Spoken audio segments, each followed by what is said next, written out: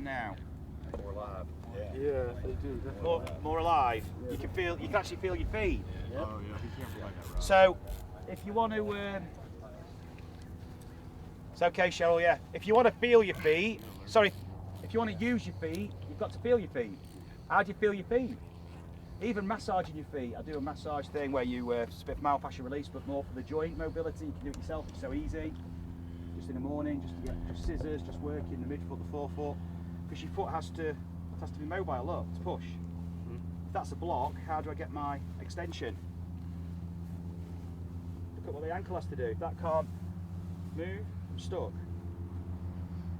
Got to go to my spine, my hip. And we see people say early extension and stuff. Well, you should have early extension, but it should come from the foot.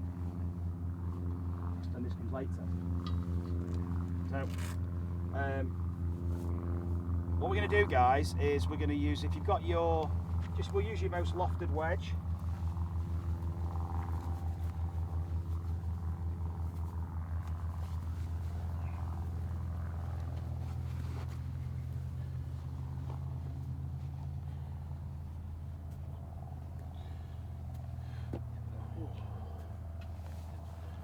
For a while, you still feel Great like people wearing dark shirts. but I just found Oh. Yeah.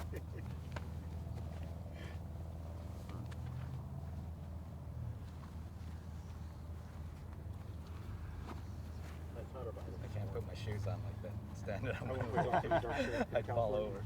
Yeah, start to burn up after a while. That Yeah, might I change put stuff. these on Yeah, thinking I maybe know I you got gotta, the like, right balance. idea. That might so- change. Right, guys, this is what we're going to do. that's my only, you know, that's, All I want you to do, very simply, take the club with you in your hand, make a little circle. Make a little circle for me with the club head. clockwise, yeah. I'm watching what you do. So some have gone clockwise, some have gone counterclockwise, that's fine. Whichever way you went, go the other way now.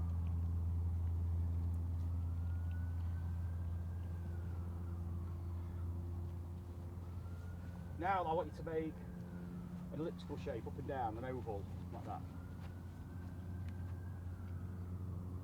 More up and down, so it's very narrow, it's very up and down. Change direction. Up and down, can you get lower?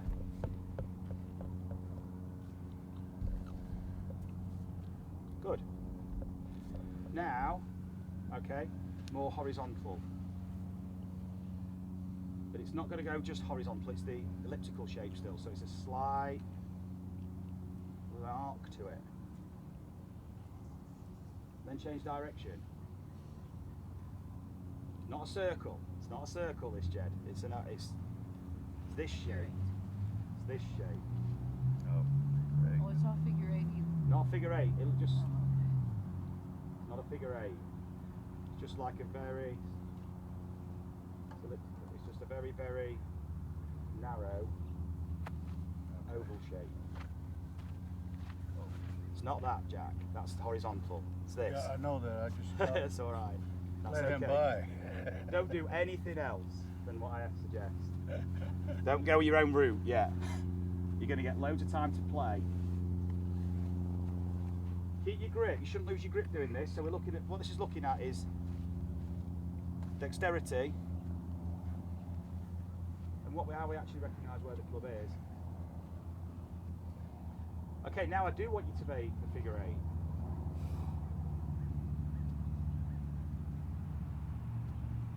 But only with your wrist, Jack, like that. Elbows as well, they're going to move, but we shouldn't need any torso rotation for this. Feels good on the wrist though. Awesome. Healthy stretch. Yeah. No torso, no shoulder rotation. The shoulder, it's forearms, wrists, it's your arms. This is what's transferring the energy to the ball and to the club, to the ball. Because that's what we're really transferring energy to, guys. Not just the club, we're transferring energy to the ball. We've got to think of energy to the ball, not energy to the club. Now change direction.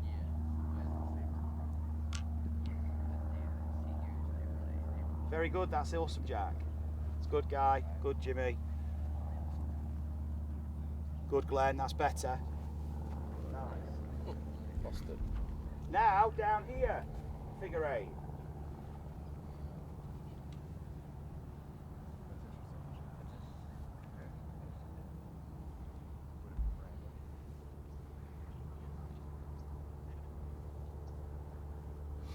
You guys, you three just stop for a second, just watch. You guys carry on. Jack, you can stop for a sec. Notice the direction they're going. So if you were hitting a golf ball, get your grip, Jed. If you were hitting a golf ball in the direction they were just making their figure 8, you'd be going over there. Okay. That's how he's hit it. What I want you to do is reverse it and go the other way. Oops. Okay, it's okay. Just relax that grip. Just pass me your grip. Okay, so what we need to do, just have a go, Jed. See if you can get it the other way. So now that's the wrong way. Can you go the other way? Yeah, I can. Hold on, I went this way. Yeah. That way, that way. So now change direction. Okay. Why is that stuck? Yeah. So this is this or that. The problem is, Jed's got to use. How can he ever swing it into out without hitting a pull draw, really? Spatially, Jed can only hit pull draws. Jed can't start the ball right and draw it unless he toes it, gears it. Because spatially, he hasn't got a map for where that club head is in terms of his personal space. Because what we're talking about here is what's called your peripersonal space. Okay, and this is this way. Yeah, that's the way you were doing before. Now change direction. So it's still the yeah. So all he needs This to be is a puzzle. yeah. Now this is why, guys. What is easy to you is hard to someone else, and what's hard to someone else is easy to you. So just watch this. Jed doesn't need to go back to school. Just go again, Jed. All Jed needs to know Oh, okay. is that. And now do it. Okay, yeah. There you go. Oh, in Nice. out. Or out. Wait, I don't know which this is. Now notice when he doesn't know yet, but keep going. Notice that's into out, and can you see the lag? Can you see the snap of the wrist? Look at that. So now he's got the opportunity to swing out to the right and release the wrist. Release, yes. Out to the right. If he's never felt that, how Out the to hell the is he right. ever going to do it in a golf swing? Never have. Out to the right. Now when I swing, guys, watch this. Left. We talked yesterday about this being centripetal point. When I swing, it all gets thrown from here. Where's that club going? Is it going towards me or away? Away. But Jed's been swinging like this. So Jed's not using his centripetal point here. He's not getting that centripetal acceleration. He's got to do all the work, Jed. Until now. Because now he can do this. He can actually let the mass travel away from him. That's transferring angular momentum. That's it. Now he can start to introduce his body. Different feel, Jed. Now just watch, Jed. Now just swing it straight back and through on that into out arc that you felt. Just This back, one? yeah, just back and through. Just feel it with the snap of the wrist. There you go. Different feel. Yes. Nice, Jed. Very different. And that feels different. And you're looking at something and going, I probably feel that in my swing. I don't. But to Jed, that feels a different world. Mm-hmm. Just because he's creating a map for space to use, and he's recognising how he can use his wrists now and his club. That's bad. That's why you're always going left, Jed, when you do release. Mhm.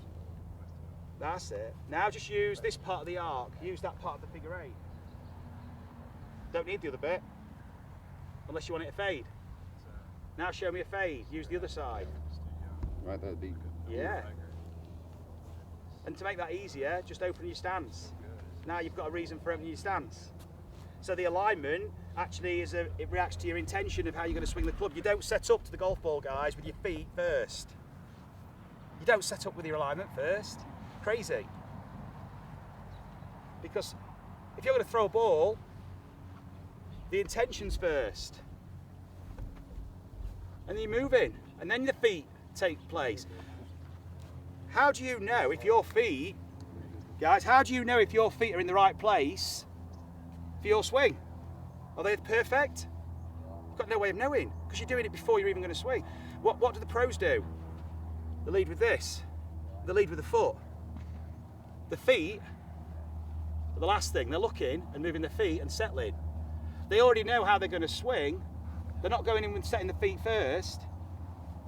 It's all based around the shot they're going to play. Because your setup has to be adaptable. Your feet move to how you're going to swing. So you got to figure out how to swing first. I'm either going to fade it or Bingo. throw it. If you don't know how you're going to swing, how do you know how you're going to set up? Because you set up, how do you know your setup's going to be right for your golf swing? How do you know it's right for your body? You've just experienced something totally different now in how you move. How do you know how to set up to that? Guess what though? I throw you a ball, your body exactly knows how to set up to catch it. You know, if you're going to kick a ball, it knows where to move to, precisely. And it's not in your consciousness that, in terms of deliberate intention. So the intention organizes the feet. Just throw that to me, Jed. Okay. Just put your club down for a sec. Just move over there. Okay, now throw it to me again. Oh, you changed hands. Good. Lefty. You're lefty. Good. Okay, now. With your left. Yeah, throw it to me over here. Okay, and again. Grab another. Now I want you to throw it with more power. I want you to take a step. Just a bit more power. Oh, yeah, that's it. Cool. Before he let go of the ball, he's took a stance. How does he know how to put his feet? Just knows. I didn't think about it. Didn't think about it. Now take a step over here to me.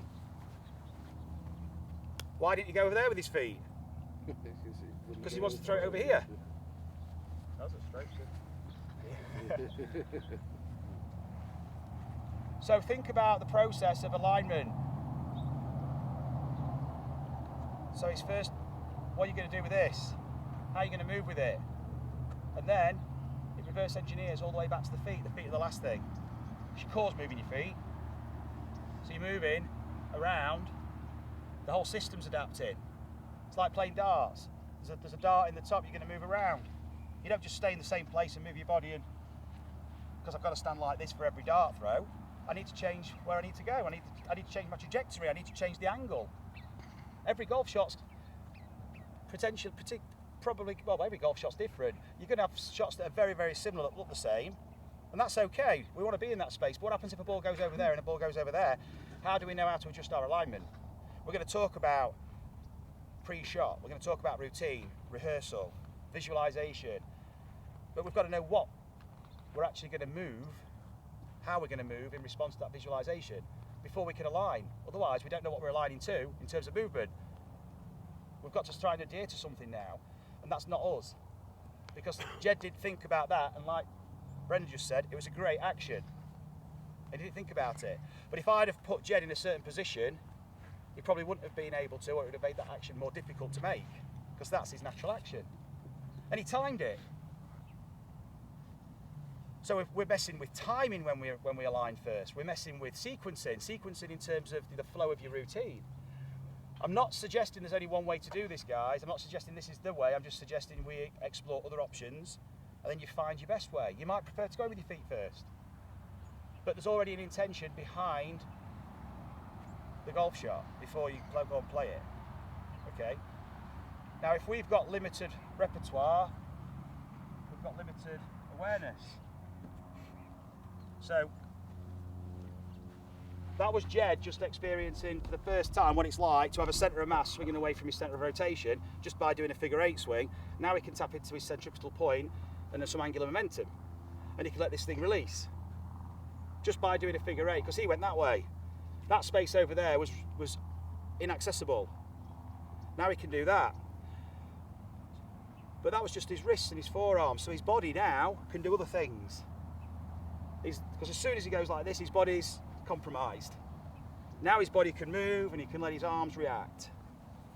so he can start to create more of an inventive repertoire. Thanks, Jed, that was awesome. We're going to do a bit of pitching because we need to educate the right and left side. So let's, Guy, if you don't mind lead my demo, just take that from your right-handed, aren't you? Yep. Cool. So you're going to hit balls in a minute, guys. Plenty of them. Just watch this. Can I just get the... Can I borrow one of the alignment sticks? Yeah, yeah.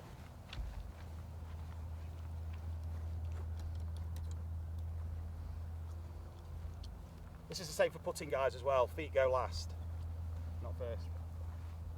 How do you know your feet are aiming where you want to go? When you're not hitting the ball with your feet. When you throw a ball, you're not interested where your feet are.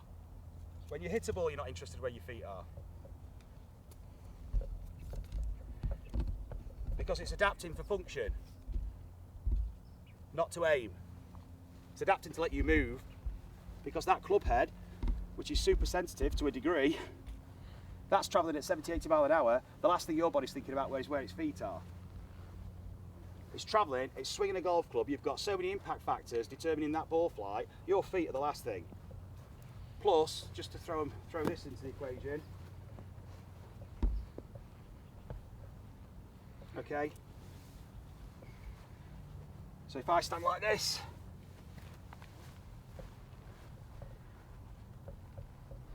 can you all see? Yeah. Is that open or closed or square? Hard to tell. Stand in line there. So I'm going that. I'll go there. That looks square to me. That's a bit open actually now. It looks open from here. Yeah. Square to open. Okay.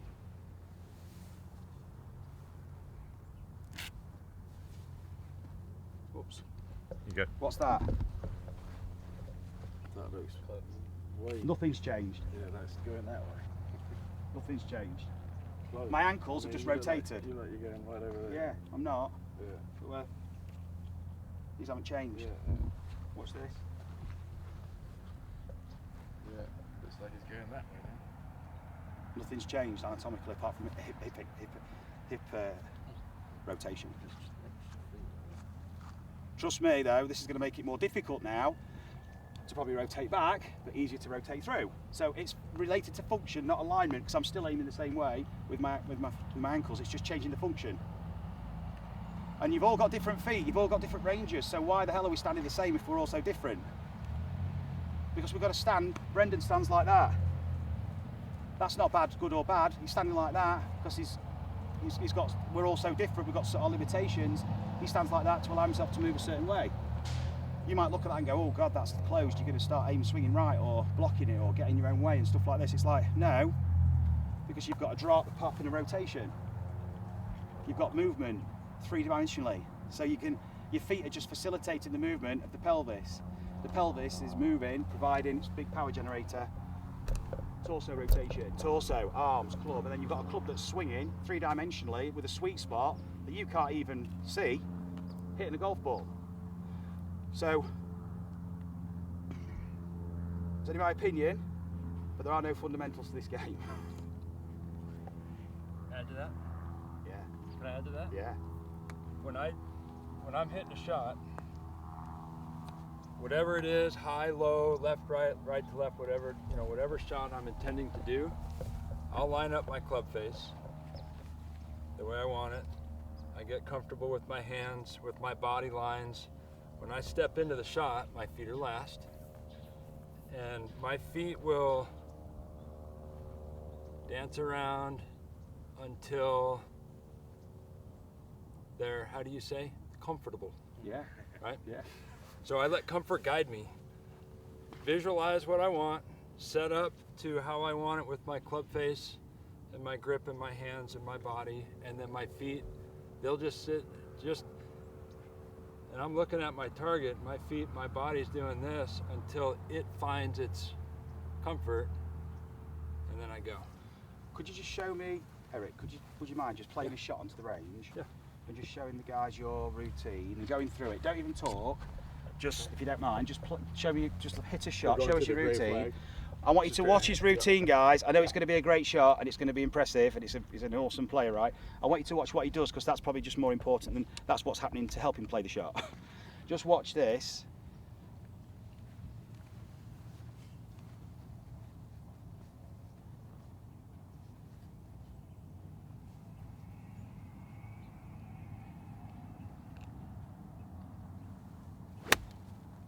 Brilliant.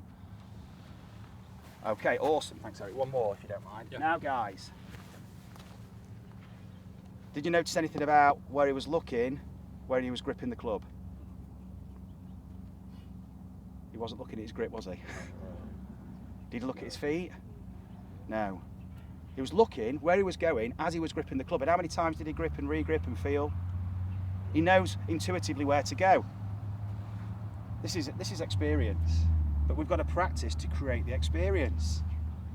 We have to use our playful practice to explore this, so we intuitively know where to go. Otherwise, we're always using this. We have to use our eyes. We're back to the first driving lesson every time we get in the car. We'll never get out of this beginner, incompetent, conscious state. With best we can ever get is competently conscious, or consciously competent, should I say. It seemed like the whole routine, about 95% of it was out there, and just some glances to the ball. There's been a picture created. I'm responding to that picture, not through technical thoughts, not through thinking about my setup. And the way that, and we can talk about it as you get into routine and things, but the way that the brain works is that picture only lasts a certain amount of time. It's like 3 seconds. And then if the muscles are waiting to respond to that image, if I take too long, the muscles are no longer engaged into that image, and it shifts over to my mind, and now I got to drag it through conscious competency to execute my shot. So then I check my grip, I check my stance, I'm like, now I'm dragging it through what most amateurs drag it through, which is right, and then they're like, so the tension, Yeah. for every second longer, tension's that. created, more tension, then you're trying, your grip's like this. So the intention drives the bus. Comfort is like the last thing. Once it's found, we're all old enough. Remember the AM dial? You know, you're on the radio and you're like, oh, too much. Oh, there it is. There it is. Right? And when there it is, for me, there's a puzzle, and there's so many pieces, and each shot has a different amount of pieces. And if there's, wind and elevation and humidity and lie and whatever it is, it's like when I'm setting up, all of those pieces are being put into place. The corner pieces, the edges, the middle, and I'm not counting, I'm doing it through senses. I'm not thinking, it's just coming to me. And when I'm taking that last look and my feet are set and ready to go to do my intention, it's like that last piece of the puzzle just got put in, the picture is 100% completed, and I go. It's pure response. Brilliant. Thanks, Eric. That was awesome. So yesterday, when we were throwing the ball and talking about the sidearm throw for the $10,000 bucket, that's what Eric's doing. This serves no purpose really, spending time in this space looking down here, because we need to be reacting there. And exactly as Eric said, this decays. This mental image, it goes, it fades. Back to the future, the picture's going. Right. Okay? So it's like you got to act when that resonance there that he was talking about, that sweet spot in time, that moment in time when as Eric eloquently put it, all the jigsaw pieces fall into place. This is the time when you're in that commitment phase and you're going. It's time to go. It's green light. Go. Trust. Commit. Step forward. Leap of faith. Don't hold back and second guess yourself, because guess what? Boom, you open the door, the anxiety kicks in, it creeps in, because now you're second guessing. The self-talk changes. The self-talk's very quiet. Eric's, obviously a very, very expert, skilled performer, and even still, I'm sure the noise creeps in sometimes, of course, like everybody. But when you've got this routine, you're going through this flow state where you're immersed in the shot and you're reacting. You're in a reactive state all the time. So the notion of setting up with grip, stance, aim, posture just serves to make you put you in the same boat as everybody else playing the game who's trying to do this, and it starts to create some kind of rigid form, which is not a reactive state. And now you've got to make this mobile. Now you've got to make this dynamic, and you've got a target to go to, and suddenly it all becomes overloaded. because you're thinking of so many things. How can you be consciously competent when there's so many things involved? It becomes a matter of hope. And then I'm just going to aim straight and I hope I hit the fairway. Suddenly we try and make the goal bigger. We become less specific on what we're trying to do. I just want to hit the ball straight. I just want to hit the fairway. When actually we need to control this thing, because to hit the ball straight regularly, we need to control the ball. Okay, we can't just whack it straight and hope it goes straight. It's kind of, you can, but that's probably not you're not going to put your money on yourself time in, time out, because it's not a very repeatable process that you're going to actually trust. What Eric went through then was a very authentic, organic, it was a beautiful thing to see, and this is the artistry of it. So we're becoming more in tune with ourselves. We think of yourself as artists, not some kind of robot. But we're trying to be creative, authentic. Just like when Jed threw a ball to me. There's water over here, guys, if you want to grab one Jed, while you're listening. Jed's throw. Anybody want one? If you looked at Jed's athletic style when he threw that ball, and no disrespect, Jed, because you swing a golf club nicely, but that's not the same version of you that swings a golf club. And I appreciate you standing out and letting me say this, because it's not just you, it's all of us, Jed. The closer we can get to authenticity, the more of your true self here you're going to let shine through, and the more of what we're doing you're going to naturally adopt. And then you're going to start to play around with this repertoire, and it's so much fun to play around, and this thing becomes a magical playground, not a place where you're using an alignment stick and trying to stop it from hitting your left side, your lead side of your body. So we've got to, so we've got to get away from, I'm not suggesting these don't matter, of course, grip, stance, aim, okay? They're all part of the puzzle, okay? But the body already has a sense of where it is. The body doesn't need you to kind of look forward to know how to drive the car. You can see the edges of the road. You're actually using the peripheral to go straight. Most of us are so transfixed on what's in front of us there, straight ahead. Eric talked then about humidity. He talked about wind. Yeah, the target, of course, is there. That's in the mind's eye. That's the intention to get there, but there's a journey to that place. And there's a lot of influencing factors. And I don't want to speak for Eric because he's far more experienced in playing than I am. But much more intuitively connected to the environment. What we can do when we're thinking of how we are, when we're trying to improve our golf swing, we can be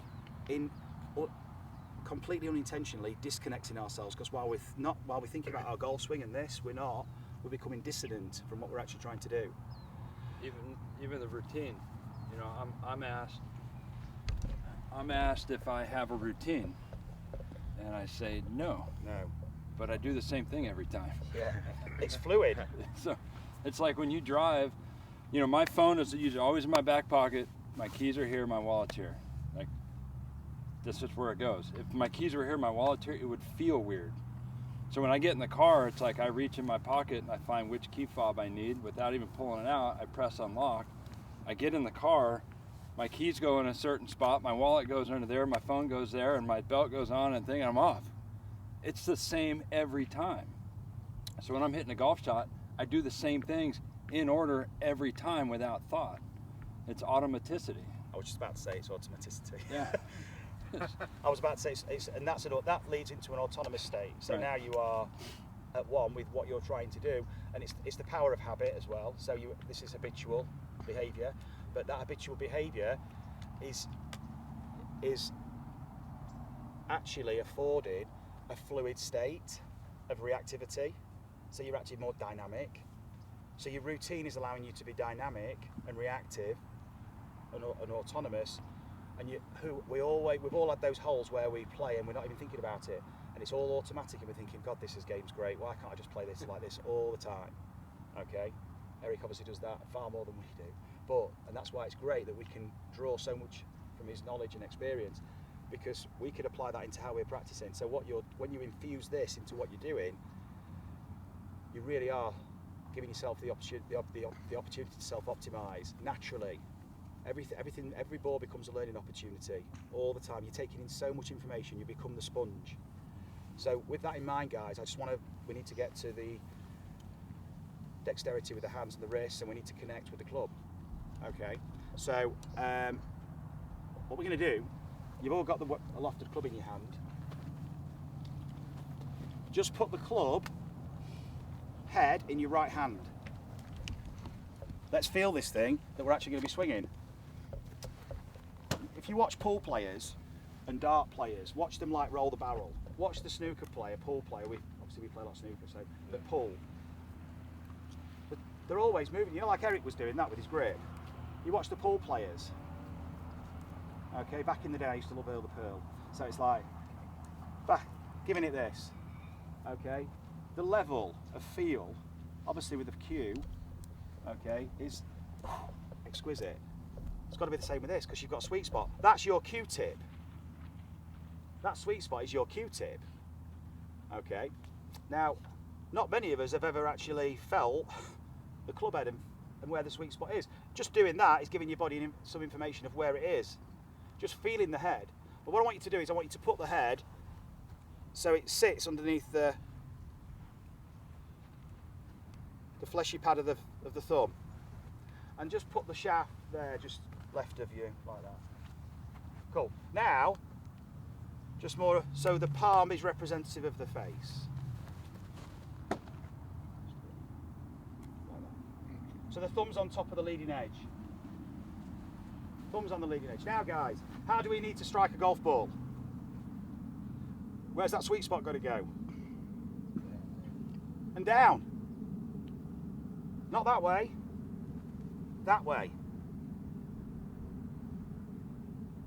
Even more. It's got to point down. Yeah, that's super low. Okay. Now take it back. Take it up here.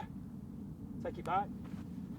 And now imagine you're presenting the sweet spot to the ball. But that's not where the ball is, Jed. The ball's in the middle of your stance, remember? So take it to the middle. Notice what a lot of you are doing. Just look at Jack's stance. Look how he's rotated. Guys, look at Jack. Turn to the target with your eyes, Jack. Look where his eyes are. Imagine the target. Look at the angle. Yeah. So to get a sweet spot to the golf ball, look how his body reacts. Look at that. If Jack didn't do that with his eyes, Jack wouldn't be able to make that posture very easily. This is all part of the form. There's a movement form with every part of your body.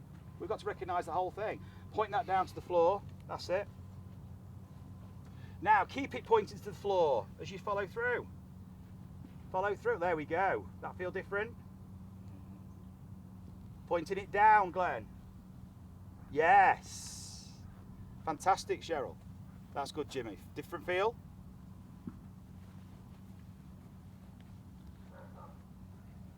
Cool. Okay. So, left hand. Back of the left hand is like the loft. Doesn't matter what your grip's like on it. This is not suggesting your grip has to be like this, by the way, but whatever your left hand is doing, it's going to affect the loft. Put that in your left hand, thumb on top. Now this is sticking out the left. Swing it back and now point that down to the ground.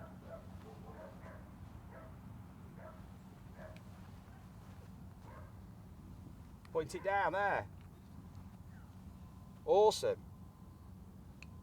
Now, just follow through, keep it pointing down. Look at the target. Notice, it's pretty similar with your eyes, but notice how different that feels with your left hand. The club has just done the same thing. You've done the same thing with the club, but that's the difference between the feel of the right side of the body and the left side. So if you're right side dominant, you're probably not feeling too much of this or aware of it. Left side, you're probably not feeling too much of this. So whichever one feels really strange is probably the side we need to practice a bit with.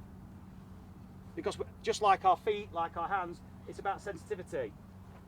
Sensitivity allows for proprioception. Proprioception allows for movement organisation. Movement organisation allows habits to create behaviour. Behaviour, consistency. Habits, consistent, functional habits. So, does that feel different? Now, put both hands on. and just simulate delivering that club to a golf ball. That feel different? Look at where, now hold that place, just for, I'm not suggesting we're not interested in impact bags and sweet spots and impact form. What I want you to do though is stand here and just look at your target and just get a picture of how you'd be looking at your target. Feel different? Now continue the swing just to hip high. Does that feel different? Now wouldn't this be a great way to maybe practice pitching? So we can actually practice pitching, educating ourselves with the feel, habitualising ourselves like Eric was, so we could actually use the feel and find that sweet spot with our movement, because at the moment we only have one mode of operation, we only have one style. We've got to look at that, Stan. Different feeling? Yeah. So, everybody just do that again, through to where you felt yourself post-impact in the finish, kind of hip high. I was trying to do that. That would be cool. Now hold that, take your right hand off, feel it with the left. Put your right hand back on, take your left off, feel it with your right. Feels different. I don't know if I've seen a bunch of 50 and 60-year-olds look so dang good at impact from yesterday. Okay. So you've got to experience first what that form might feel like to actually go and experience action in it. That's all we talked about then was sweet spot, presenting it down to the ball, because we've got to compress the ball, because we've got to transfer energy to the ball. You can have the best swing in the world, but if you can't transfer energy to that ball speed's gone, spin's gone, control's gone. Okay. Not always the highest club head speeds have got the highest ball speeds. Okay, it helps massively, but it's quality of strike, quality of movement. Okay, so as you're getting older, swing speed can go down a little bit. Doesn't mean your ball speed has to, necessarily, unless you're maxing it out at the moment, at this moment in time, unless your smash factor is awesome and your dynamic loft and everything is optimal, which is rare. So we've got to find ways of making all those marginal gains in practice. So you start to see how much more diversified your practice becomes, because it's play. If you only had one apparatus to practice on as a kid, you'd very soon switch off. You'd have an amazing experience. You'd maximise it, but then you want more toys. Kids don't just want one toy; they'll play with one toy for quite a while, then they want a new toy. It might even be a cardboard box. You spend loads at Christmas and they like the boxes, but then gradually they'll migrate to the toys. Okay. We're stuck with the cardboard boxes all the time, and we get a little bit of a feel of the toy on the golf course every now and again, and we go, oh God, what's this? This is amazing. We should always play with the toys. So we've got to play with the toys when we're practicing. So what we're doing here is an element of this. So what we're going to do, we're going to hit shots, we're going to play pitches, chips, right hand, left hand, so you can actually experience what it's like both sides. I just want to show you the room you've got to play with. So just take this club for me, this ball for me, please, guy. We're going to throw, so just pop your club on the ground. Just take a side-on stance. Just watch his action. Okay, I want you to don't let go of it. You might be better coming forward, guys, just so you can see his follow through. I want you to just imagine, don't let go, but just imagine you're throwing it through there.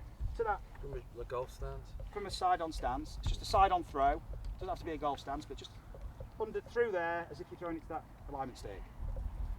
Okay, now actually throw it back and forth and hold your finish. Cool, now let's do it again. Sorry. Just trying to make you move. Got to use those feet. Ready? Now there. Hold your finish. Different finish. Hold it there. Different finish. Okay, higher. He's up here. Okay, just grab your golf club for me, just with your right hand, guy. Just imagine you're playing a shot through there to that stick. Hold it there, don't move. You're going to swing from here. Okay, that's where you're going to start, and then swing through. Now imagine you're playing it to there. or through there. Back and through. Back and through to the finish up there, through the hoop. Look at the difference. Now back and through, and up there. Okay? If we only ever practice this, that's the only swing he's ever going to make. And if that swing doesn't work, what does he do? If he wants to play different shots, what happens if there's things here? That's just throwing, because his hand is basically providing that dynamic loft. So essentially, this becomes an extension of you. This is your hand. Okay, but we've had other gloves on. So we've got to take them off, we've got to feel the club, we've got to recognise how this moves. And guess what? You all started to adapt your body movement to facilitate your intention with this. Eric's feet moved to facilitate his intention of the golf shot. Because he knew what he's going to do with this. He knew how he's going to swing. His grip started to react, his feet started to react. Your body's reacting and it's natural. You can just get out of your goddamn way. Okay? Because it's easy to say that, but how do you do it? How do you do it? There's no amount of psychology of telling you to get out of your way is going to enable you to action it, because you don't actually know how it feels. Because you only know what you know. So we only know our movement maps. We've got to create new maps. So we're going to do this now, and very simply, you've got loads of balls, guys. It's going to be a bit of fun. We're going to have two different. We've got two sticks, so we're going to have a short one and a long one. And I'm going to just want you to play with your right hand first, and but what I want you to do is I want you to hold your finish till the ball stops rolling. Okay, it's 5 push-ups. I don't care who it is. You get 5 push-ups. Okay, I'll let you do them on your knees. If you don't hold your finish, but it's not just you that gets the press-ups. It's the whole group gets the press-ups. So you must hold your finish. Guys. Okay, and I want you to just play around. And I want you to hold, so that'll be press-ups for us all. Okay, so you watch this. So you're gonna hold the finish till it stops. What I'd like you to do then is put the other hand on. And feel it for just a second, and then swing back and through to that same place. Playing the shot again, but without the ball. Then you go to another ball. So reality becomes simulation, simulation becomes reality. Because this is invention. The golf shot does not exist. It's a figment of your imagination. Nothing's happening yet. You've got to make it happen. What are you actually making happen? We've got to be so self-assured that we know what this is going to feel like, what it's going to look like, to be able to commit. Otherwise, we're not sure. There's always an element of doubt. We accept that. That's human nature, but we've got to be confident in ourselves. We've got to have the courage of our convictions here in terms of what we're doing, because we're prepared. So you're preparing, but you're preparing through feel, through intention, and the golf swing becomes a reaction. So you're going to play probably 5 shots, this process. Oh, look at that, shocking shot, but watch. You wait. And you wait, and then you go again. You don't let that shitty little shot affect your process. Because otherwise, if I drag another ball, I'm going to be like this on a golf course. I'm training myself to be jittery.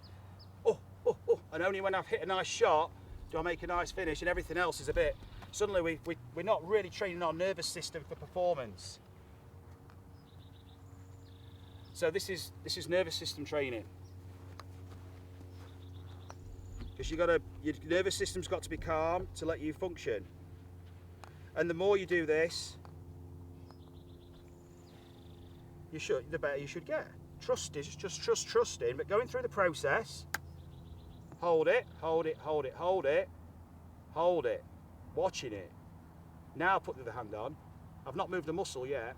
Now I'm going to go back and through. I'm going to try and take the contact with the ground for that shot. I'm going to replay that shot again. Now go and get another ball. Only 4 or 5. Okay. Then, well, I'll tell you what we're going to do after that. Are we all right doing this here? Okay guys, so 5 shots, find some space. We're going to dish out some balls.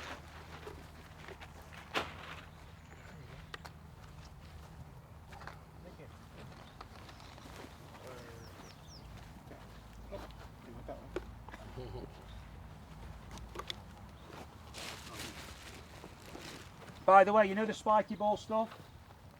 You did? That lasts all day. Oh, that's what I was going to ask. Does it last? How long does that all last? And you know when you do it tomorrow, it'll last longer. You do it again, it lasts longer, it lasts longer, it lasts longer. So with that becomes your natural... Are these on Amazon, do you think? Then, if you haven't No, got you them? can't buy them. I've designed these, so... you can buy spiky balls, of course, but Yeah, not like you those. struggle to get these ones. When are you going to have them then? Because they're firmer, they've gone soft in this weather. That's a bit. When are you going to have them?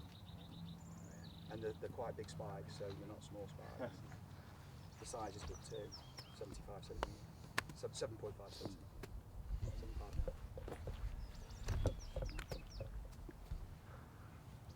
75. Okay, so make sure you hold the finish, then put the other hand on, play the shot again. We don't want to see lots of practice swings. Okay, you don't have that luxury on a golf course. So don't fool yourself when we're in this mode of practice. I'm not suggesting you practice like this every time. This is just a phase we go through for maybe 10 minutes of a 30-minute session on a short game area.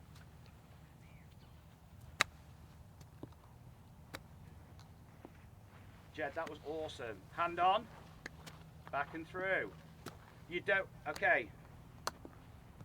Stop guys, stop. There'll be a few press-ups going on here. Oh, shit. Okay, I'm going to give you one chance, but some of you are way off piece. You let yourself get distracted. Discipline is down here with some of you, okay? So, you won't last a minute in the US Army. You get in the British Army. Okay, so, once you've hit the ball, you're almost switching off. And you're doing something that's like, oh, I'm just going to do this bit that Marcus said. It doesn't really matter. It's a bit. I just want to hit the ball, and all that matters is the golf shot. Okay. This is absolutely not about the golf ball. It's about everything else but the golf ball at this moment in time. Because you've got to be expert.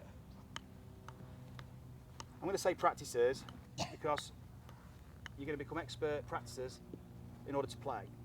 Because you've got to have your mind in the right place. You've got to have the right focus. You can't just be reacting to the same stimulus all the time, or you're going to get the same habitual responses, and you're going to go back and back and back and regress. And you're going to go, well, I've been doing this and it's not working. Okay, I can guarantee it. So we don't want that to happen because we're not wasting our time, money, all that business. More importantly, to me, it's your personal investment.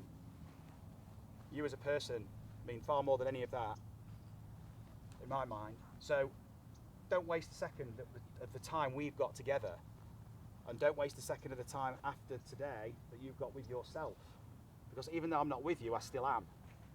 Okay, because I'm part of your memory of this experience, so I'm still with you, so don't let me down. That's what I'm saying. Okay, so when you follow through, guys, you stay there like a statue, and you don't move that golf club. You move your hand. Okay? You don't move the club and then move your hand. You move your hand to the club. Because we're habitualising to this. Once we move that, we've lost it. Now, because that's the product of your work. That's what you've just done. That was part of the event. You just changed the event now. So here, you grip it. Now watch. You don't slow down to here to start from here again. You speed up from there. Because you've got to control, we're learning to control tempo, we're controlling this movement of this club head in space. Okay? So we're letting ourselves, we're not letting ourselves get distracted. We're here, we're going straight from this spot back to the spot. Imagine the pendulum starts and finishes here for this exercise.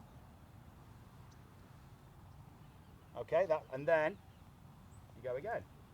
You can't miss that second one. Okay, because that is the simulation, and guess what you're doing before you play a golf shot? you're simulating. You're doing the simulation after the event here, as opposed to before the event, so when you need to do it before the event, the body's used to it, and it plays the shot that you've just been playing, okay? So you're flipping it. So, don't let me down, okay? Because you're really letting yourself down. So I'm with you when I'm gone.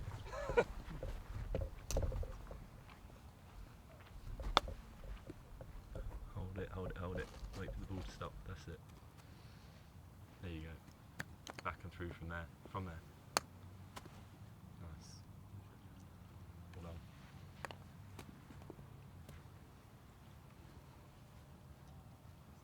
That is a brilliant thing to see. Well done, guys.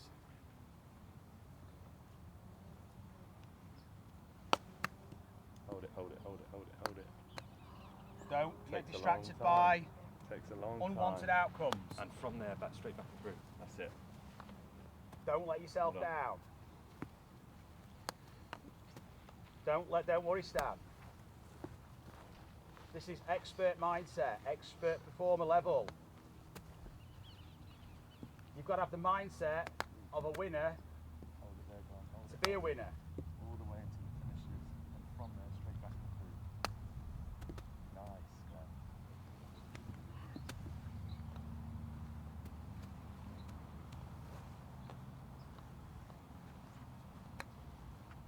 That's lovely, Stan.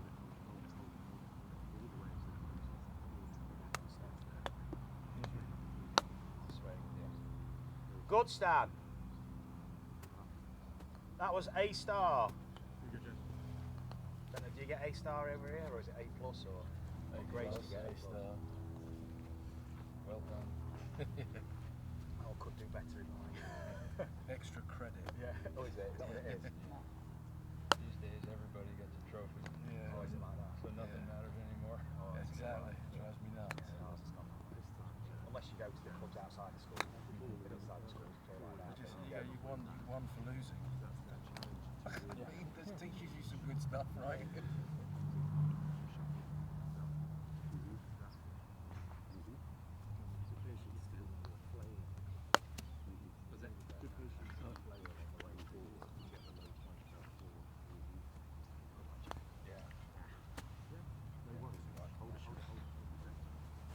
Jimmy, that was brilliant. That's the best one I've seen. Yeah. Because that's the purpose of the practice. So, can I add to it? Yeah. Eric's got something to say, guys. So when you just did it, Jimmy, he said brilliant, best one I've seen, and you said yeah, but. No, I said because I hit it. Because you hit it shitty. Yeah. Right. When we practice, we have to separate learning and performance. So when we're trying to learn new behaviors and new patterns, and we're attached to any kind of performance, our body is going to seek some sort of comfort, and we're attached to it, so it's going to go to old habits. So when we can truly, and that's why he said so good, because I was watching it too. He goes, watch Jimmy, and it was so good, and your shot was so poor. Learning new behaviors, it's not performance based, it's learning based. So the discipline, again, American versus British Army, the discipline to separate the two, it's difficult. But once you truly do, you're so open to learning new patterns and new behaviors that you're like, wow, and you can be so proud of yourself because it is detached and it's hard because we want something. That golf ball owes us something. So we want to, even this little drill, we want to hit a good shot. But it's not about the shot. It's about the new patterns and the new feels that Marcus took you through. The performance in this aspect, guys, is not the ball. The performance is you and your movement. So that's the performance aspect of it. So it's your performance doing the exercise, doing the drill, not the performance, i.e. outcome of the shot. So you are performing. There's a form, but that's the learning. That's the learning phase that you're in. So you're switching performance of the ball to your performance. You're on stage. You're an actor. Okay, it's your performance. Okay, whether you get the clap or not after does not matter. You've done your lines. You've performed. Some nights you're going to get a standing ovation. Some nights tomatoes thrown at you. Okay, but you still said your lines. you still did the same thing. Okay? And when you go and see the shows, you're seeing the same show, but it's a bit different, but it's the same lines. So what these are, guys, this is you are the performance. This is your first act. Okay? The ball, the outcome, that's the audience. Okay? That's quite subjective. Okay? What you're doing here, okay, is you've got to think a bit more critically about what you're doing, a bit more stoic, a bit more in the moment with what you're doing, being purposeful, focused, not allowing yourself to get distracted by birds earlier, by a greenkeeper, by whatever it is around you. You are training yourself for what then Eric is saying, and absolutely totally agree, performance, that's the outcome. So the learning stage is what you're in. Think of yourself as the performer in this learning stage. Then you can switch, and then you can become more external. Then you can become more focused and start reacting to the audience, start engaging with them, because you're such a skillful performer. You're comfortable on stage. You can start to speak to the crowd because you're so self-assured, confident. But that only comes from what Eric's just said, is that learning phase, which is absolutely where you need to be, and that's why Jimmy's experience there was absolutely amazing from our perspective. Jimmy did what he needed to do, but in terms of how he felt fulfillment was probably not what he was expecting from the actual drill. That's okay. Don't give a shit about the expectation of what is going to happen. I care about the process that you're going through. This is what's going to help you create good habits and then be such an elaborate performer as Eric was demonstrating earlier. So you stick to the script, okay, and you're creating the script. Not my script. I'm just giving you suggestions of the script you can create. You create your own script, but you've got to stick to your own script. Don't get distracted. And if your script doesn't feel very comfortable, if it's not you, if it's not right, change your script. And what I'm giving you is the tools and the skills to change your script, because you write your own story. You're responsible. So go through the process and then let the results just happen. So let's go again. A technical question, because I've seen some of the guys, like when they're out here frozen, you know, and then they swing back and swing.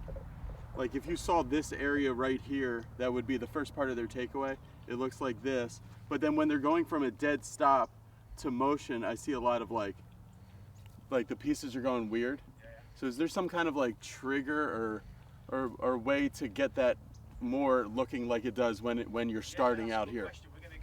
We're going to go into that. Yeah, I've got to do the left hand and then we'll do the whole momentum. So we're going lefty, ready to But that's go. a really good. Yeah. Okay. We're going to go left in a minute. At the minute, we're just going to get the mindsets in the right place, because then you're going to get so much more from yesterday too when we go back and revisit it. We're just upskilling you as a performer. Brilliant. Hold it. All the way to the finishes.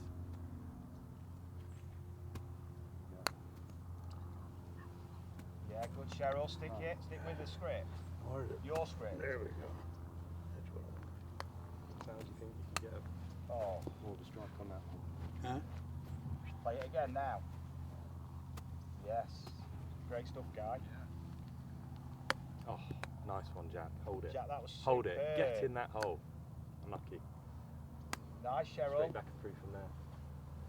Yeah. That. I stopped. Yeah. Exactly. Good that you recognised it. When you make that second swing, guys, you must make contact with the ground on the way through again. As intended. As expected with an actual shot. Relive the event. Hold it, Jack. Without That the was ball. so good. The whole distracted behaviour by the before you wasp, played I'll the still shot was carry so on. good. Stay your focus, From there, back and through, that's it. So That hold is it there, US hold it Navy there. SEAL Just style. practice swinging straight back from there, not going back to where a ball might be first.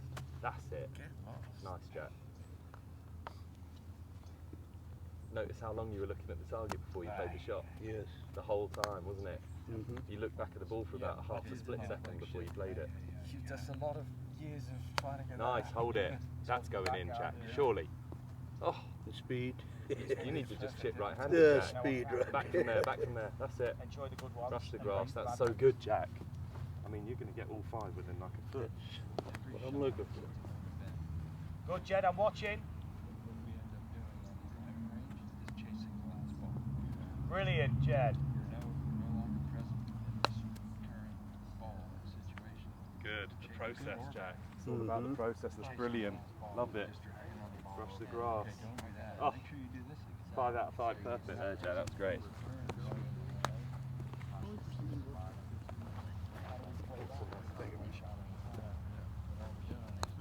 Okay, guys. Just gonna brilliant. Just go grab the balls, come back. I'll get them. I'll get them. Thanks. I just want you to get the balls down. I want you to do it You can leave it. with your left hand. I heard a quote probably 10, 15 years ago from Jack Nicklaus. He was in his late 50s. He said, I finally figured it out. Talking about golf. Right? Steve was 58 years old. I finally figured it out. Like, okay, where does that leave us? Careful what they say. Yeah, well, it just keeps everybody moving, isn't it? Steve Andy does. I mean, you're still trying to figure out what he meant. Well, we're after it. Yeah. It doesn't exist. Yeah. We just want better versions of our blueprint. Yeah. That's all. So we're not after. There's no it. 1, 2, 3, 4, 5. Because we constantly grow and change. So if there's an it, it's like now we're limited. Like no, there's nothing. Right. Just better. Right, guys. So, just to reiterate, now we're going left. So this is good stuff. This is your non-dominant side. So think of your body, okay? The Da Vinci man. Okay. So you got a midline. You got a right hemisphere. You got a left hemisphere. Most of the right hand is right hemisphere stuff. Plus in golf, most of it's backswing, setting, down here. Most of this hemisphere never gets enriched. This is like a bit of a dead space. Dead space that way, that way, that way. This space, we've kind of got some conscious competence to a degree. This side just gets disregarded. Okay, so we're gonna. It's like a bit like we were doing the figure eights earlier. Okay, we're going to use our left hand now. Same exercise with the non-dominant side. We're going to train the left hemisphere. So here, same exercise with your left. Okay, and then just holding the finish.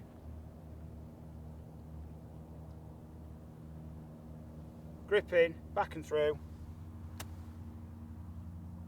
and then go again. Okay? So, detaching yourself. The ball's inanimate. It's got no emotions. Okay? It's not screaming at you.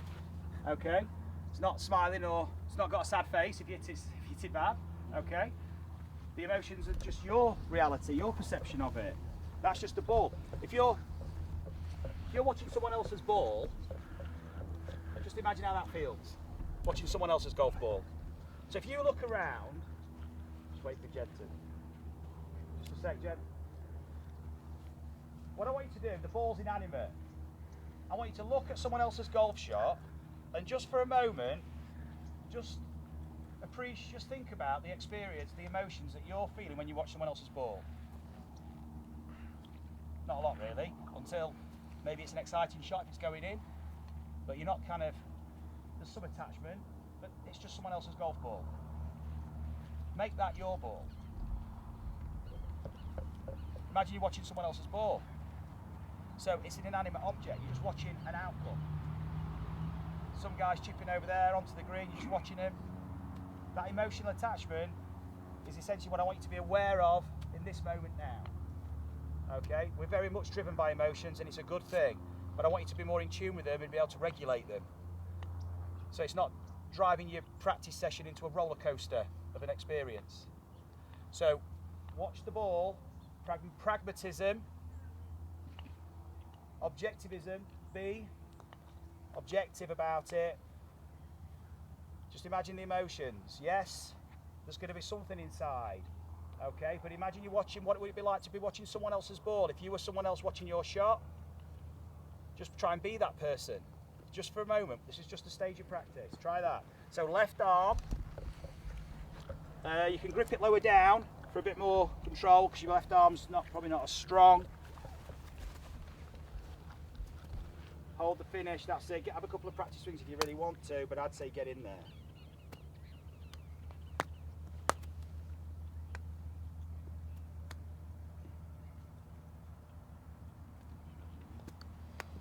Notice how long it takes to watch a golf shot. Nice, Jimmy. This is only a chip. Very good.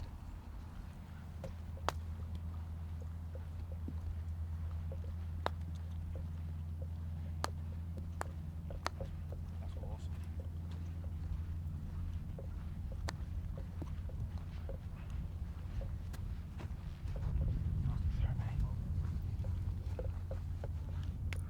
Oh, Guy, you left that expert. Look at that. Oh, Jimmy. That's fantastic.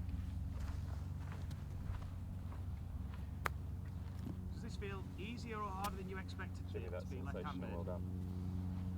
Harder.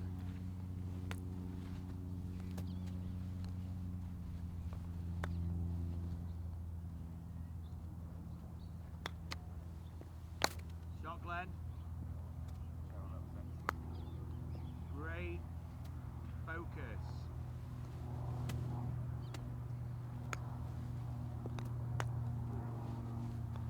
So you can appreciate the value of a golf shot. You don't need 30, 40 balls on here, 5 balls. Stan, that's superb. Well done. It can last you easily half an hour. And guess what? You probably don't want to practice for half an hour doing this because it's quite mentally intense. So you can switch off. I'm going to train you how to Superb. change the challenge point. Go up, go down mentally, physically. Yeah, well, You can design your practice in the moment. it's really good, Brendan. Fluid. You can change the different things. Off that line as well. Change below the script. feet with the left. I know, because Whenever then you he want. said chuck up on it too. It's real tough, that. Jed, here's another.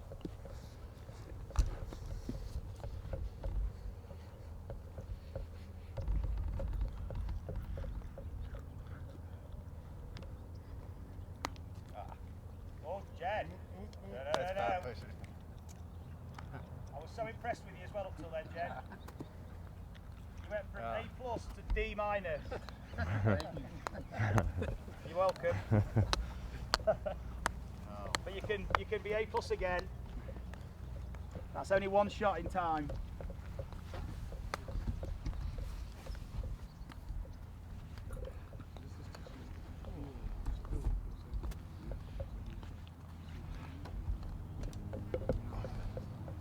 So, yes, Cheryl.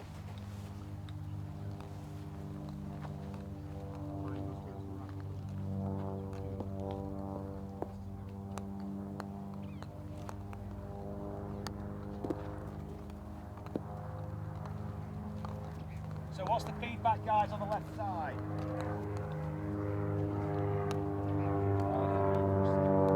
Harder.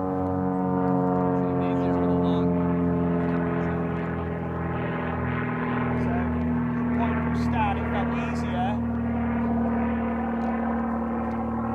Just one sec, Jack. Really good point from start, it felt easier going further. So it hit a few further, went easier. Why might that be?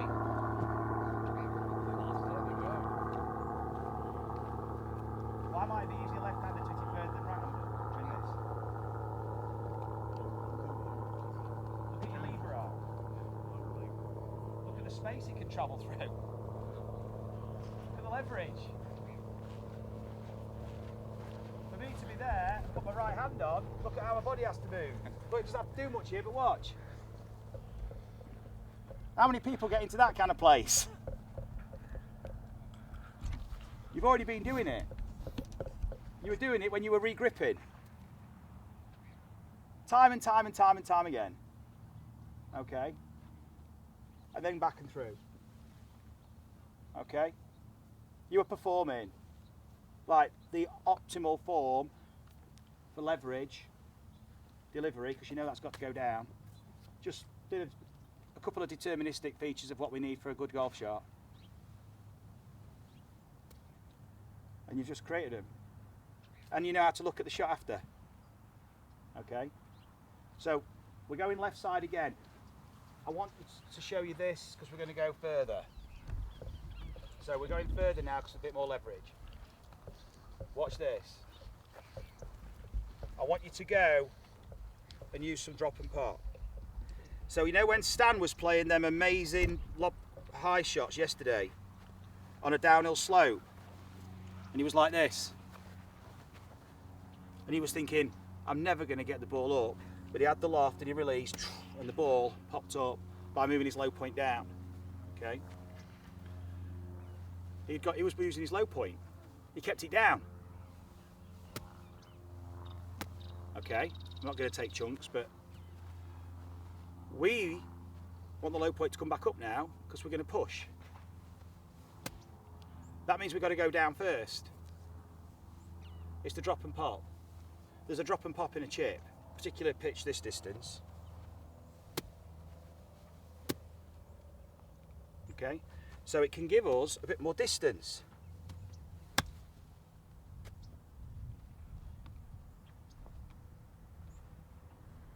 But I took a divot going up. Look at the chest. Now watch if I throw. Backhand. Watch this.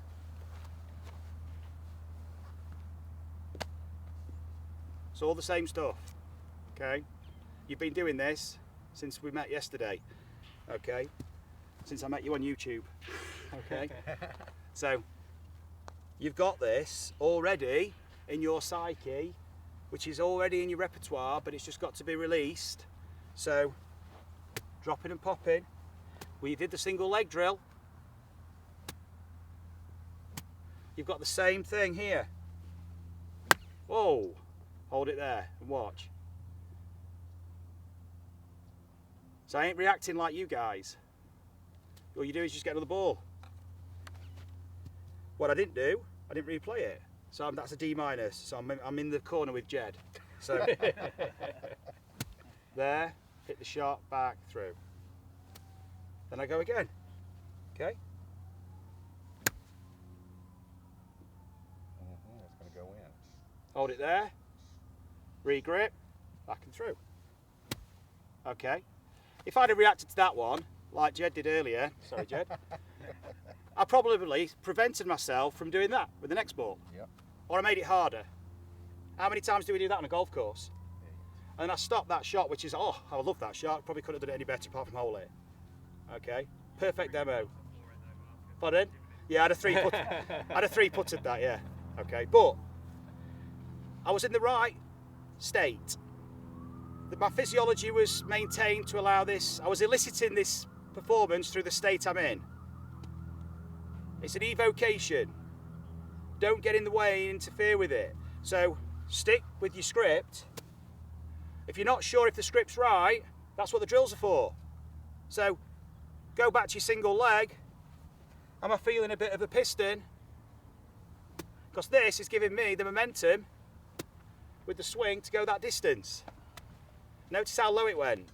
Didn't go up in the air very high, did it? Because the low point was, the low point was forward, but my loft was down. So if I'm not sure if I'm hitting balls high or scooping, get the club back in the left hand. What's it like to feel to go there? Everyone just hold that for me. Do that and hold it. Thumbs on top. Fleshy pad of the thumbs on the leading edge.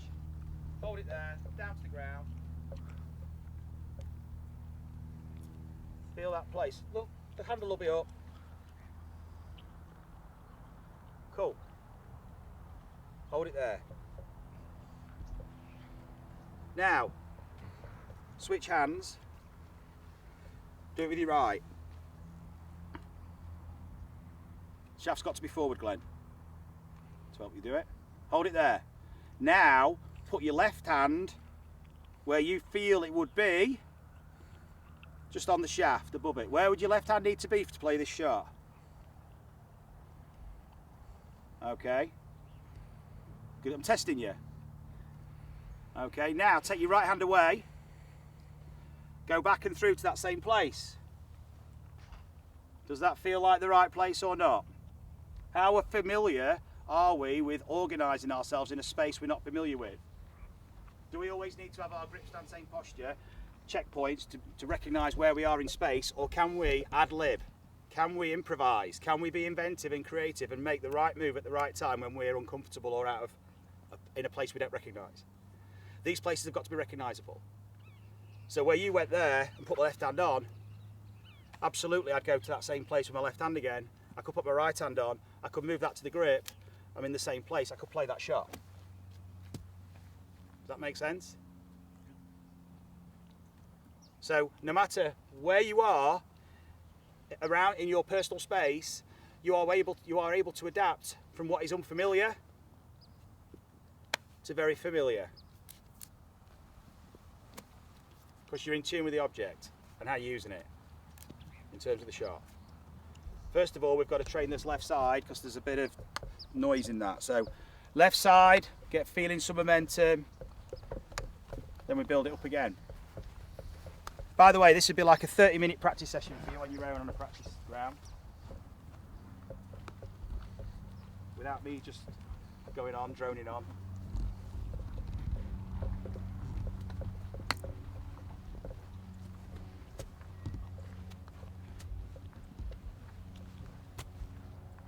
Special prize if someone holds it left-handed.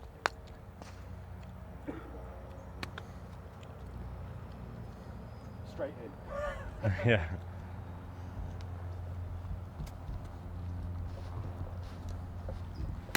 Oh, Guy. Stop it. Look at that's that. pride. Don't let me down now, Guy. Get your putter out though, Guy. It's not given. Yes, Guy. That's a Oh, gimmick. yeah. Come on, that's in the level. Yeah, we'd give you that, but That might be a California gimmick. only if I was two. Only if I was 2 up, I would give you that. Yeah, with two, with I got away with it. Yeah. Nice, Brendan. Oh. Oh. Georgian, I saw it again. Old habits die hard, don't they? Yes.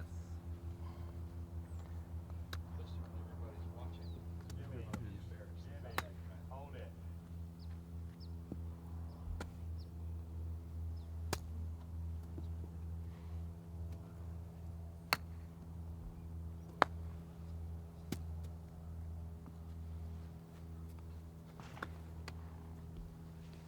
Yes, Jed. Beautiful. Let's see that swing again. That was awesome.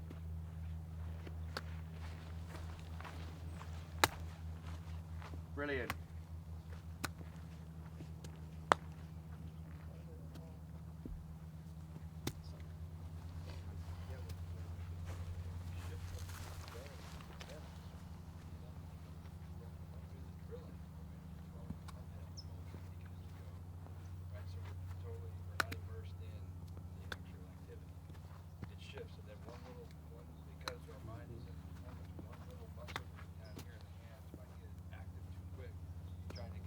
That's what I felt too. Yeah, watch Jack just speed up. Right? We're no longer doing the You should have just let it.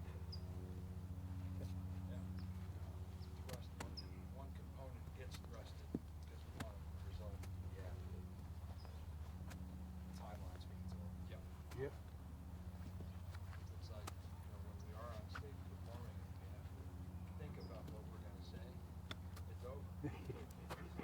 we're like, You start forgetting. yeah, okay, I gotta say it like this instead of when you're immersed in your character.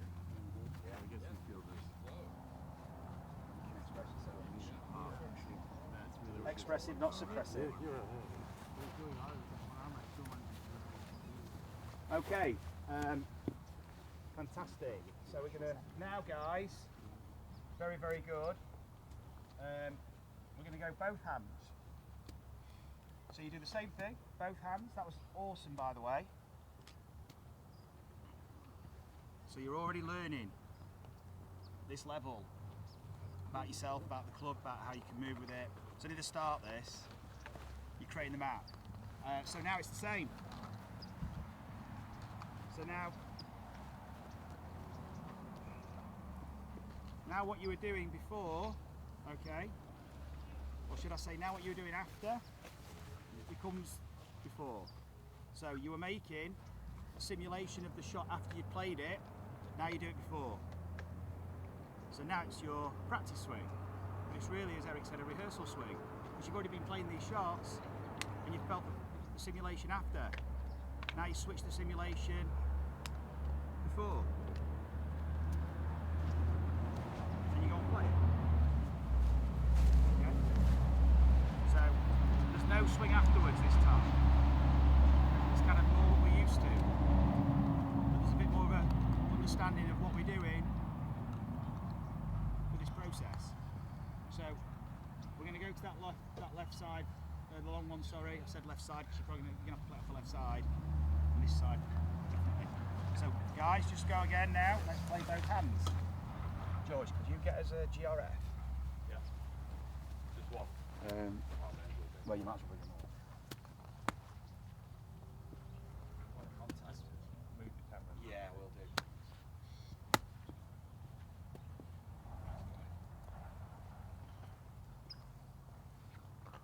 No swing after, right? I didn't do No, you don't need to now. It's before. Yeah. Don't need to do the swing after. It's all before. You have one simulation first. Jed, what a shot! It's in the hole. Well played. Nice finish, Stan. So the finish actually means something now, guys. The finish has got meaning. It's representative of your intention. Like when you saw Guy throw the ball high, low, or medium, you saw his finish change. That's the result of your action for the shot, linked to your linked to the intention.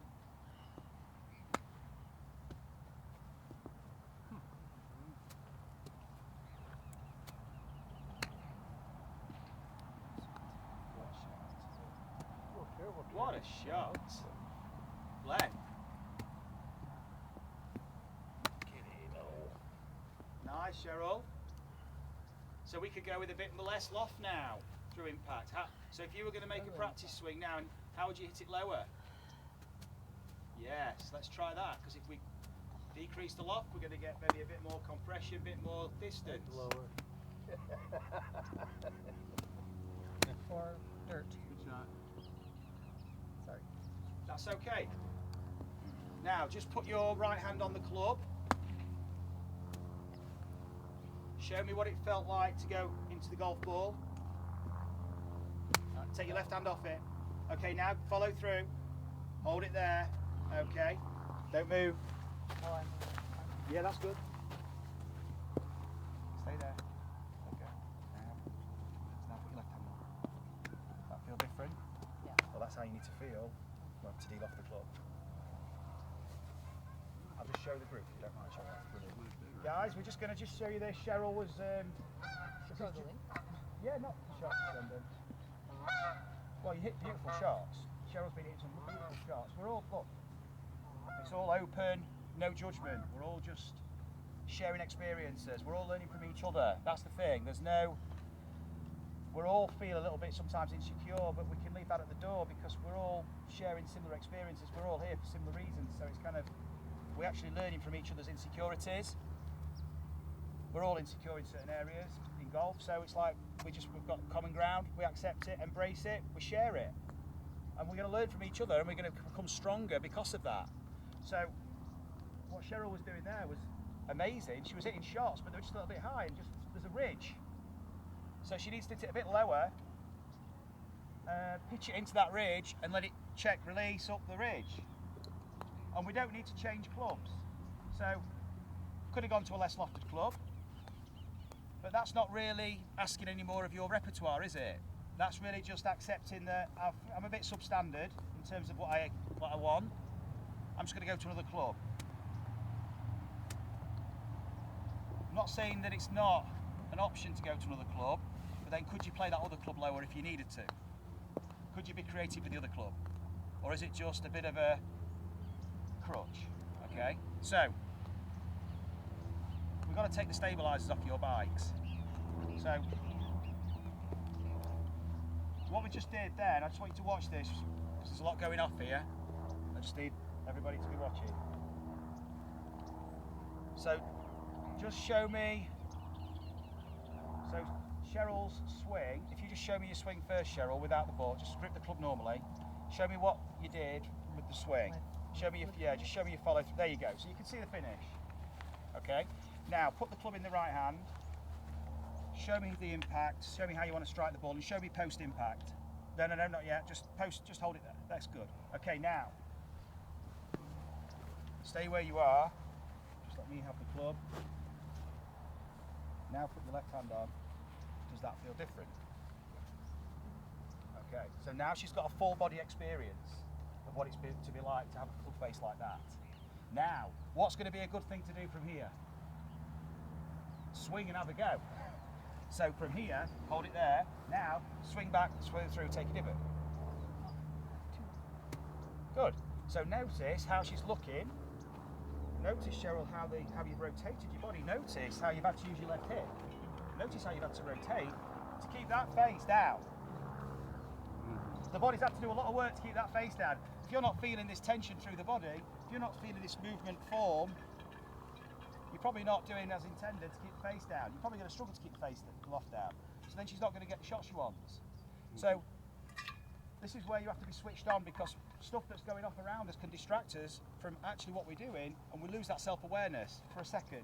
And we needed our attention to be in that place for that second, and that second's gone, and we can't get it back again. We've got to somehow find that experience again.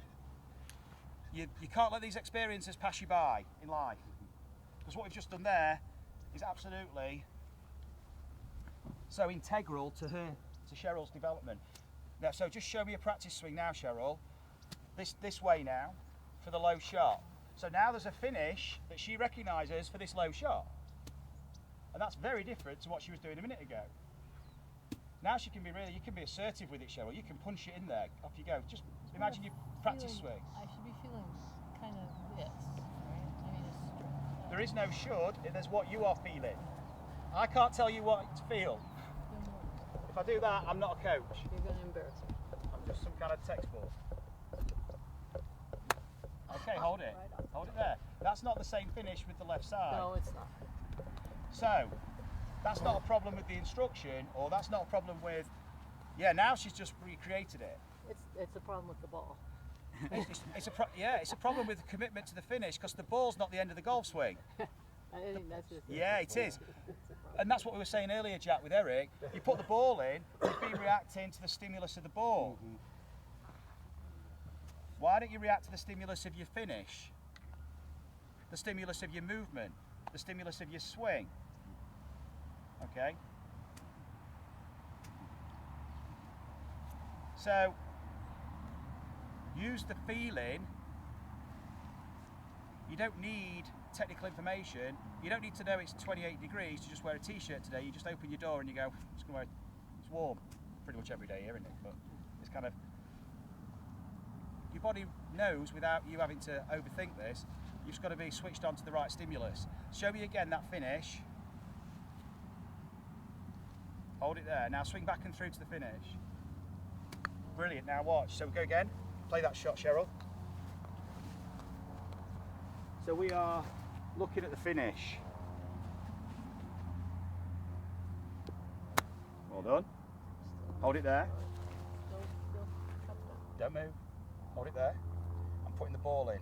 See where the ball is? Now you're going to start from here, you're going to swing back and you're going to play the shot. You're not going to stop. But the next time you stop, you're back here. Okay, hold it there. Don't move. Hold it there. Didn't get the same finish. It's okay. It's okay. No. Doesn't matter. No, you're not. This is great. You need to stay in this sweet spot for a moment, because we have to short this circuit. This is you. This is not just Cheryl. This is all of us. Go again. We have to short the circuit. That's all. Show me your finish, where you want to be. De-loft it more. Show me more. There we go. Now, can you play the shot? No. From there. De-loft it more. There we go. Yeah. Lovely. Less. And again. Yeah. Less. So improvement. Yeah, she got through that window where her finish was. Yeah. Yeah. There you go. So show me the finish. Now play it to the back and through. Use the finish to play the shot. And again. Yeah, it's okay. This is why we have balls. No. Don't doubt yourself. Go again. It's fine. This is learning. This is learning. You don't. This is not the last golf shot you're ever going to play in your life. No, no. And the finish. No, no. No, no. Just stick with me. Don't go anywhere else. This is good. This is absolutely where you need to be at this moment in time. Show me your finish. Back and through with speed. No, no, no, no. From there. We're so ball focused, you see. Well done. Wow. See the struggle I had with Cheryl then? That's not me, Cheryl. Okay, that's the struggle you're having with yourself. Yes. Because all I am there is I'm challenging your self-talk. All I'm doing here is suggesting how you need to restructure, reformulate your self-talk. Because the self-talk is driving your reaction, it's driving where your attention is and how you're reacting. So that was amazing, what you just did. I want you to do it again, Cheryl. Yeah, because you've done it once, you can do it again. Because what she's creating here is a blueprint. But we get so full of apprehension that we don't need to do that. You're breaking the barrier. You're breaking through the barrier. You go, show me the finish. Perfect. There we go. Now, hold it there. Now, take a divot. How's it going to feel to that finish? Go on, and again. How's it going to feel? Hold it there. Don't move. You're going to take a divot with what you're feeling there. Take a divot. Perfect. And again, with that. No, whoa, whoa. Let me touch. Oh, you got to tap. D-loft. Further, further. Off you go. Lovely. I think that's awesome. And again, more of that. More of that. Good. Go to the ball. Same Just place? you put the club behind the ball first. Okay. Now, mate, just hold it above. Go to your finish. Show us the finish. Now back and through and play it. Very good. But now she knows as well where she could go to hit it lower. She knows where she could go to hit it lower.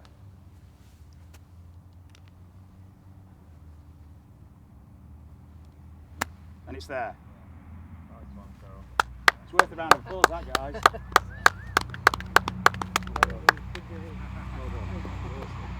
you. Thank you. That was awesome. That was awesome, Cheryl. So,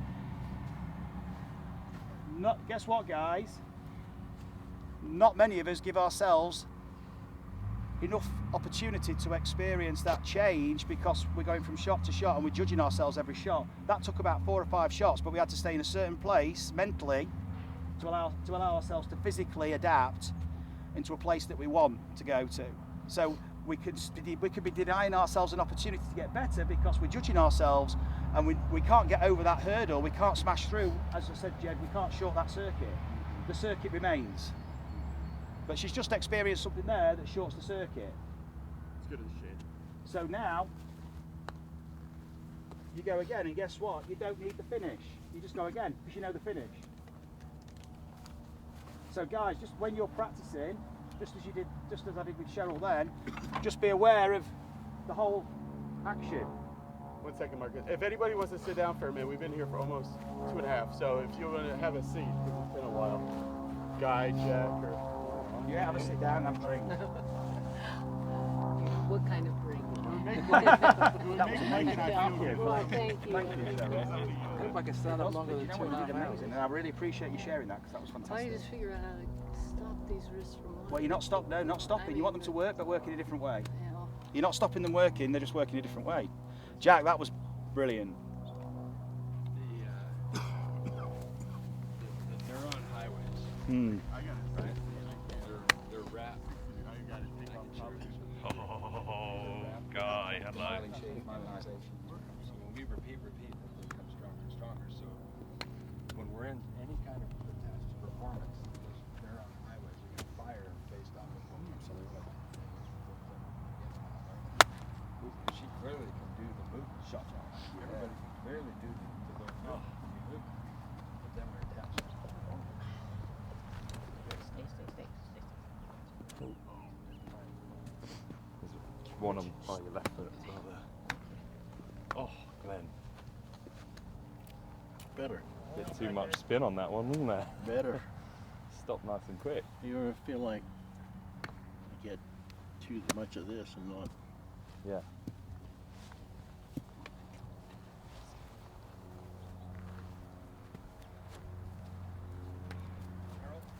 That's good etiquette, that's Dan. Oh! Who nearly boxed it, Mike?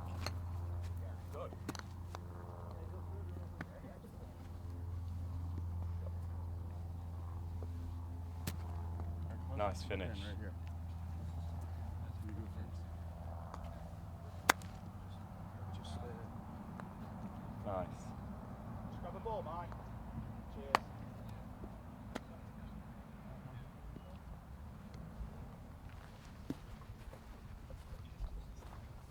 That's pretty good. I'm just going to do this a second.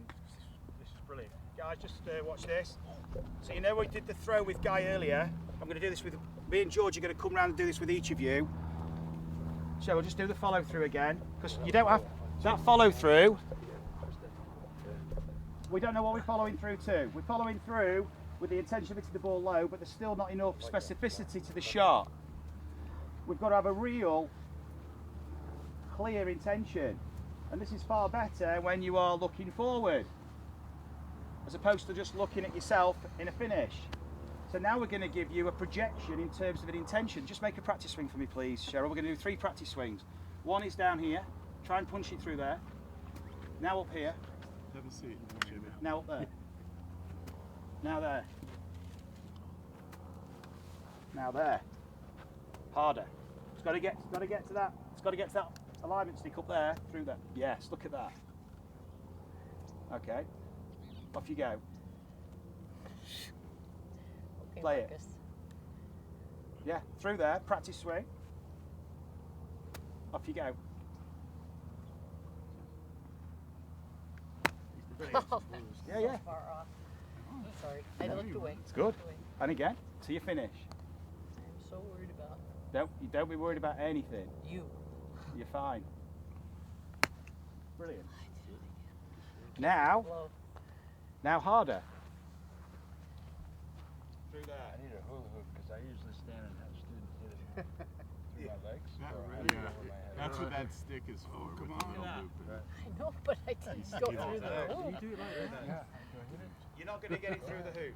I'm not even You getting need a card the for level that of the when you're hoop. doing that. You're not going to get it anywhere near this hoop, Oh, okay, because you're using a high lofted club and you're hitting it low, but there's a lot of spin loft.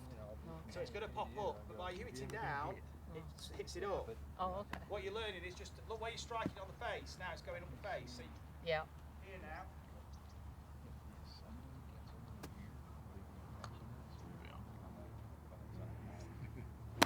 Oh yeah.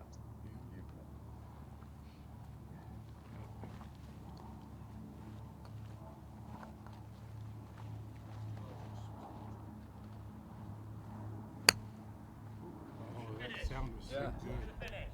Oh. Cheryl, that is awesome. No, you were perfect. Everyone else wanted to see the finish. Oh. So this is giving you the stimulus you need, because this is the anchor for the movement. This is the cue. It's awesome. So what you're doing is you're seeing the journey. Stan, make a practice swing for me.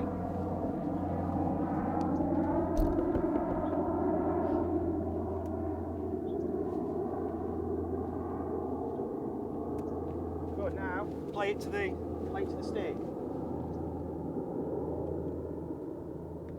Good, let's play it.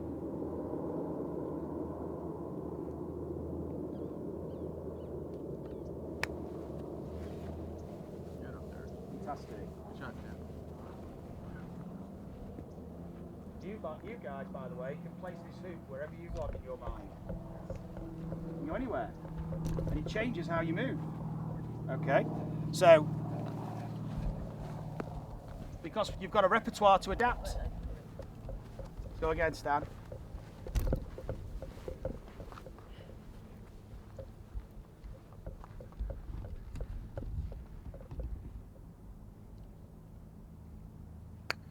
Okay, and again.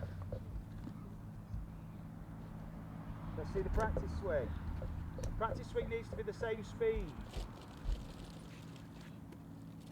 that you intend.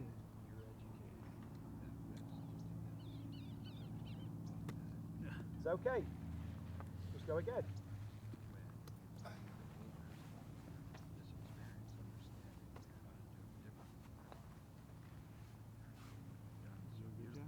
See if you can go over the hoop. Go above it.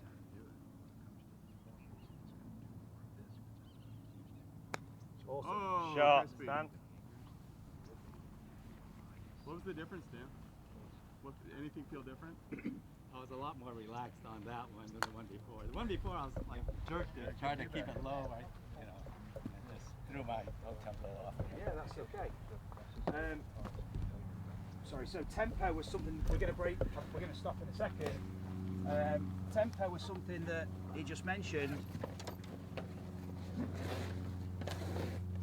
and Brendan mentioned it earlier.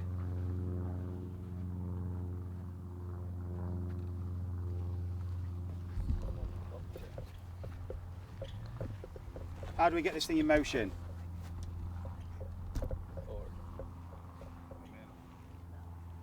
How do I start this?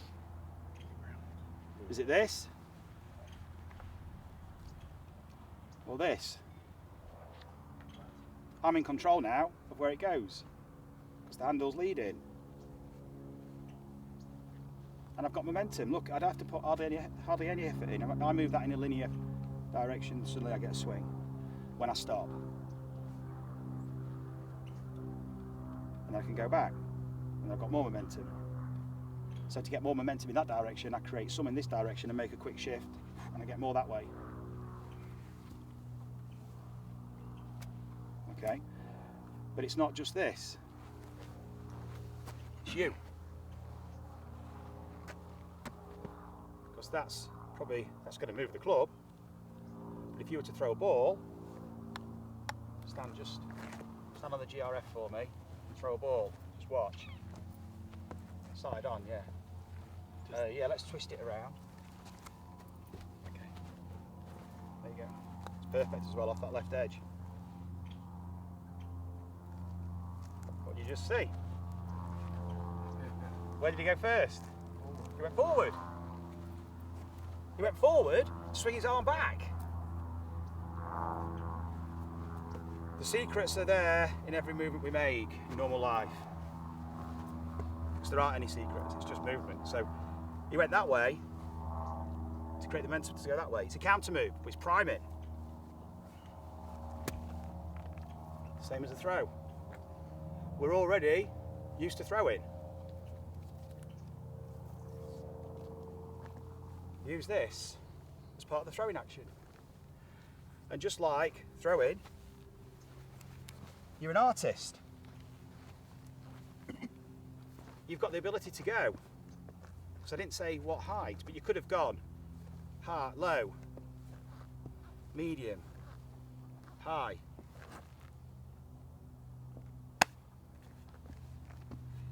I was using the board the same, but that gave me the ability now to be creative here, because I wasn't dependent on this for trying to control the club to try and create the force to swing it. I got that from somewhere else. Now I can let this just react.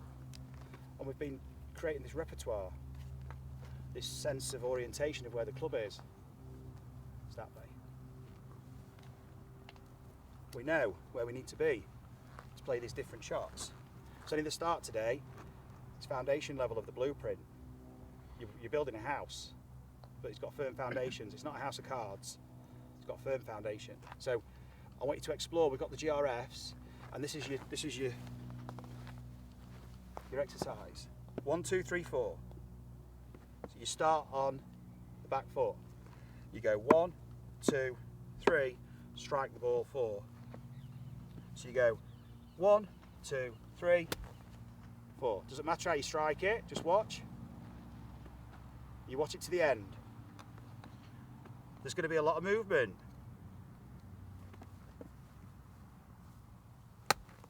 Okay, doesn't matter how you strike.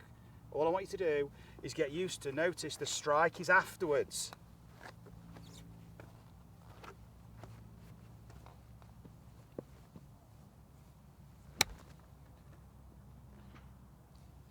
You've already moved.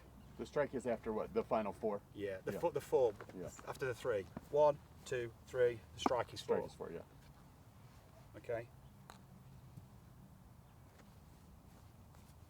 It's 4. Doesn't matter. We're detaching ourselves completely. You're going to have some funny results, guys. We're off the ground. You're an inch off the floor. But all this is learning. So I just did that. Where do I need to go? More forward. More up. More up. Okay. If I'm doing that, I need to go up. So on my 3 for the 4, I've got to raise the low point.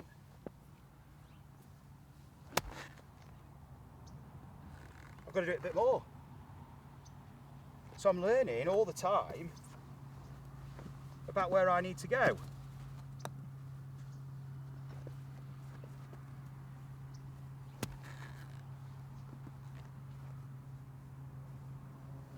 I can't use this wedge. Got to adapt.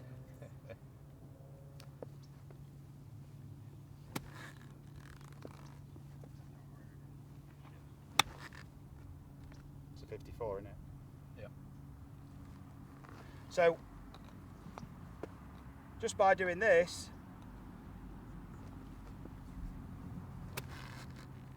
we're starting to regulate our movement just by exploring. At no point am I getting emotionally involved with all this business. I'm on a board doing an exercise. I'm not even on terra firma with my own club and with something in a situation that's a lot more stable. I'm unstable, and that's the place to be. Let's get comfortable being unstable and having to stabilise in what we feel is an unstable environment. Here, I'm having to organise to be stable.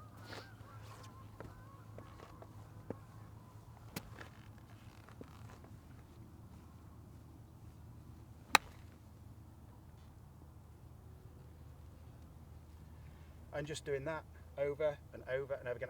I've hit 6 balls maybe, a couple of shockers, all right, a couple of decent ones, because I'd used my 58 for this, to be honest. And I've got a bit more bounce, but adapting all the time. Give yourself at least 10 shots before you even start reflecting. Give yourself an opportunity to hit 10 balls, or at the least, because with the balls we've got, hit your 5 and then reflect. Should we take that over up there? Yeah, I think so. So we can be a little bit more comfortable with the divot? Yeah, absolutely. I don't want to be doing that. Alright, let's carry these up over there. Grab yourself a drink. Just have 2 minutes, guys, if you want 2 minutes. We'll get